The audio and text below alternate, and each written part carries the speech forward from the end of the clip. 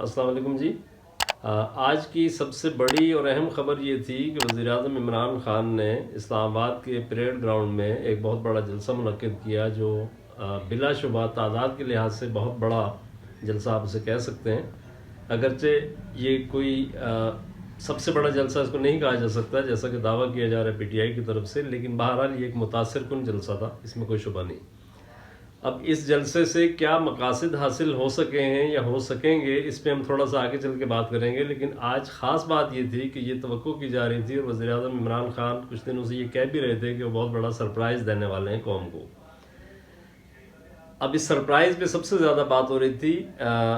اس جو قومی اسمبلی میں تحریک عدم اعتماد پیش کی گئی ہے، یہ پیش ہونے والی ہے، اس حوالے سے، اور پھر جو پی ٹی آئی کے ارکان اسمبلی جنہوں نے بغاوت کی ہے یا جنہوں نے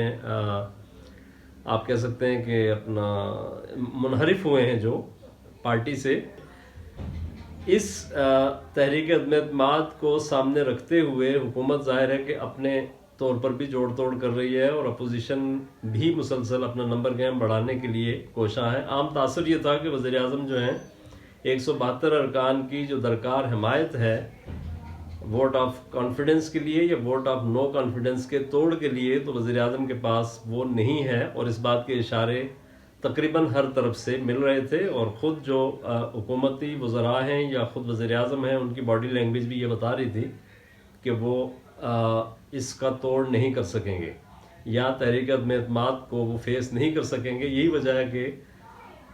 اس صورتحال کو کاؤنٹر کرنے کے لیے ایک پاور شو کا انتظام کیا گیا جو پریڈ گراؤنڈ میں آج کے دن، اس سے پہلے یہ 27 کو انہوں نے کیا تھا اپوزیشن کے مقابلے میں، پھر بعد میں ڈیٹس کی ایڈجسٹمنٹ کی گئی اور حکومت نے یا پی ٹی آئی نے آج اسلام آباد کے پریڈ گراؤنڈ میں یہ جلسہ منعقد کیا۔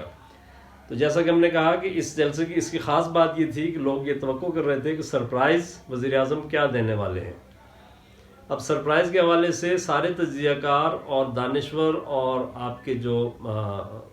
رائے سازی کرنے والے لوگ ہیں وہ اپنے اپنی قوت تخیل جو ہے اس کی پرواز کے مطابق گھوڑے دوڑا رہے تھے کہ جی کہاں وزیر اعظم کیا کہہ سکتے ہیں۔ ایک تو یہ بات کہی جا رہی تھی کہ شاید وہ اپوزیشن کے تحریک عدم اعتماد کے پریشر میں آ کر استعفے کا اعلان کر دیں، جس کا وہ ہمیشہ آج تک انکار کرتے رہے، اور اس کا ویسے امکان ویسے بھی بہت کم تھا۔ دوسرا یہ تھا کہ شاید وزیر اعظم اس دباؤ کو قبول کرتے ہوئے اور فیس سیونگ کے لیے وہ اعلان کر دیں کہ مڈ ٹرم الیکشن یا بیفور ٹائم الیکشن جو ہے جون جولائی میں کرا دیے جائیں گے۔ یہی اپوزیشن کا بنیادی مطالبہ ہے، اور میرا خیال ہے کہ وہ خود یہ نہیں چاہتے، اپوزیشن یہ نہیں چاہتی کہ وزیر اعظم کو تحریک عدم اعتماد کے ذریعے یا مارچ کے ذریعے یا کسی خاص مہم کے ذریعے ہٹایا جائے اور انہیں مظلوم بننے کا موقع ملے۔ ظاہر ہے کہ یہ چیز وہ سمپتھیز کچھ لے کے جب پبلک میں جائیں گے تو وہ زیادہ بہتر رزلٹ جو ہے وہ حاصل کر سکتے ہیں۔ تو یہ دو تین چیزیں تھیں، ایک تو یہ تھا کہ شاید استعفیٰ دینے کا اعلان کر دیں، ایک یہ تھا کہ شاید وہ اس کا اعلان کریں بیفور ٹائم الیکشن کا اعلان کریں۔ ایک خیال یہ ظاہر کیا جا رہا تھا کہ جو آرمی چیف کے تقرر کے حوالے سے وزیر اعظم کوئی بڑا اعلان کر سکتے ہیں، لیکن اس سے ایک دن پہلے، اس جلسے سے ایک دن پہلے سینئر صحافیوں کے ساتھ گفتگو میں انہوں نے یہ بات واضح کر دی تھی کہ وہ فوج کے حوالے سے کوئی ایسی متنازع کسی مہم کا حصہ نہیں بنیں گے، بلکہ انہوں نے اس کا نواز شریف کا حوالہ بھی دیا کہ ماضی میں ان کے جو تنازعات جنم لیتے رہے، تو ان کا یہ کہنا تھا کہ میں ایسا کوئی ارادہ نہیں رکھتا۔ تو یہ اس حد تک تو خیر بات کلیئر ہو گئی تھی، but at the same time جب انہوں نے یہ سرپرائز کا ایک جو فیور کریٹ کیا اور اس کی بنیاد پہ ملک بھر سے لوگ جمع ہوئے، اور شاید اگر وہ کہا جائے ان کے دعوے کے مطابق بھی اگر لاکھوں لوگ وہاں پہ تھے تو شاید کروڑوں لوگ جو ہیں وہ ٹی وی کے سامنے بھی بیٹھے تھے اور وہ انتظار میں تھے، لوگ سارے کام چھوڑ چھاڑ کے کہ آج وزیر اعظم ایسے کروشل ٹائم پہ یقیناً کوئی سرپرائز دیں گے۔ لیکن پہلے تو تقریباً آدھا پون گھنٹہ انہوں نے تقریر کی، اور اس کے بعد حیرت انگیز طور پر یہ کہا کہ جی اب میں بہت سنجیدہ بات کرنے والا ہوں، لہٰذا آپ سب لوگ غور سے سیریس ہو کر سنیں۔ تو خیر फिर भी गनीमत था कि शायद वो कोई सीरियस बात करते, लेकिन उन्होंने जेब से पर्चा निकाल के जो बातें की, एक तो अपनी हुकूमत के हवाले से कहा कि गैर मुल्की बैरूनी साजिश है जिसके तहत उन्हें हटाने की कोशिश की जा रही है, और दूसरा उन्होंने नवाज शरीफ का नाम लिए बगैर कहा कि लंदन में बैठा शख्स किस किस से मुलाकातें कर रहा है। ये वो सारे इल्ज़ाम हैं जो माजी में भी, माजी करीब में भी और माजी बईद में भी लगते रहे हैं, एक दूसरे पर सियासतदान लगाते रहे। तीसरा उन्होंने कहा कि जी वो हमारे पास सबूत मौजूद हैं कि हमें थ्रेट किया गया, यानी यकीनी तौर पर वो किसी सिफारती आप उसको कह सकते हैं कि किसी सिफारती चैनल की जानिब से कोई ख़त लिखा गया होगा। तो उन्होंने कहा कि ये धमकी आमेज़ ख़त है जिसका हमारे पास सबूत मौजूद है, लेकिन ये भी एक ऐसी बात है जो वेग किस्म की है जिसको आप नहीं कह सकते कि जब तक वो बिल्कुल पब्लिक ना हो तो आप इसको सबूत के तौर पर, और फिर ये कि अगर ये बात है भी तो इसका इस सरप्राइज से यकीनी तौर पर कोई ताल्लुक नहीं है। तो अब सरप्राइज वाली बात तो समझ लें कि धरी की धरी रह गई और किसी की समझ में कुछ नहीं आया कि वज़ीर आज़म क्या सरप्राइज देना चाहते थे। लेकिन एक चीज़ जो समझ में आ रही है या एक अंदाज़ा कायम किया जा रहा है वो ये है कि वज़ीर आज़म ने और उनकी पार्टी ने पावर शो के ज़रिए एक ये तासुर कायम किया है कि अब भी पब्लिक की बहुत बड़ी सपोर्ट उनके साथ मौजूद है।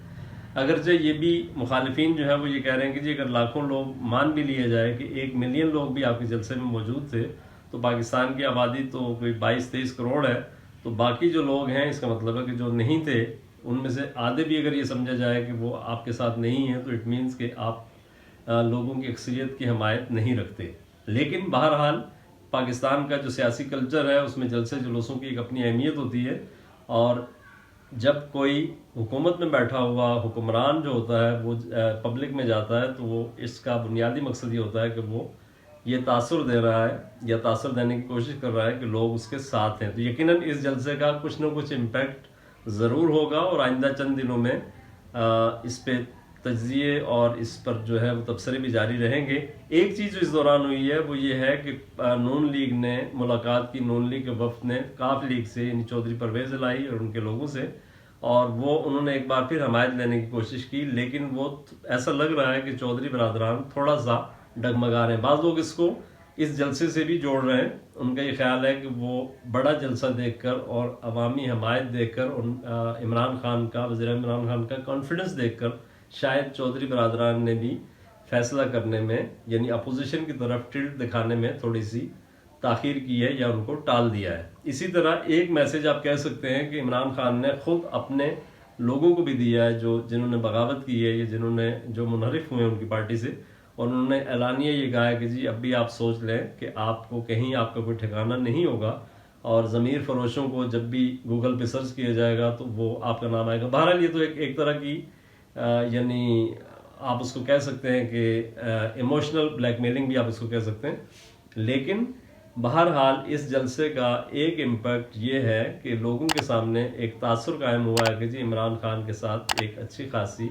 लोगों की सपोर्ट मौजूद है, बावजूद इसके कि ये सपोर्ट या इस तरह के जलसे जो सरकारी जमात जो है वो जब जलसा करेगी तो यकीनी तौर पर सारे सरकारी वसाइल भी इस्तेमाल होते हैं, और यहाँ भी ऐसा ही हुआ है। और ये ज़राए के हवाले से नहीं बल्कि आम तौर पर देखा यह गया है कि सरकारी बसें भर भर कर लाई गई हैं और बहरहाल एक मुतासिर कुन जलसा करने में वो कामयाब रहे हैं। Thank you very much.